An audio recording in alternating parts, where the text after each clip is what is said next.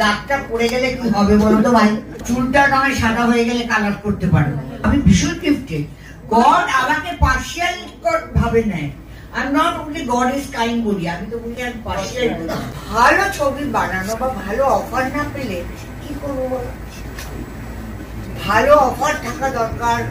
Maker, proposal maker একটা আলাদা, আর ছবি মেকার একটা আলাদা। ছবি বানাবার জন্য যে প্যাশন চাই, পয়সা চাই, এগুলো তো সব থাকা দরকার না? আমাকে প্রত্যেক বছর ডাকবো না কেন? আমি আসবো। দেখো, অ্যাকশন আর রিয়াকশন একসাথে যাবে। একটা ভালো আর্টিস্টের সাথে যদি আমি কাজ করি না, ওটা সাবকনশিয়াস মাইন্ডে চ্যালেঞ্জ এসে যায়।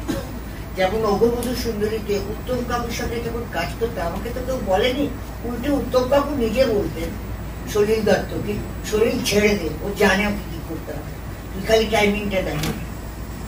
এই জিনিসগুলো অটোমেটিক এসে যায়। ভালোর সঙ্গে তোমরা যদি থাকো, আমাদের বলা হয় যে সৎসঙ্গ করো।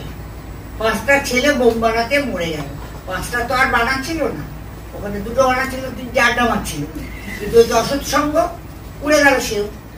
সৎসঙ্গে থাকলে অটোমেটিক কাজ ভালো হবে, পার্সোনালিটি ভালো হবে, তোমার স্টাইল ভালো হয়ে যাবে, তুমি ভালো জিনিসটা দেখতে শুরু করবে।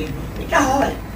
আর এটা পুরোনো দিনের মতন লাগলো আমার, যে একটা ছবি দেখে বেরোবে, আবেশটা থেকে গেল অনেক।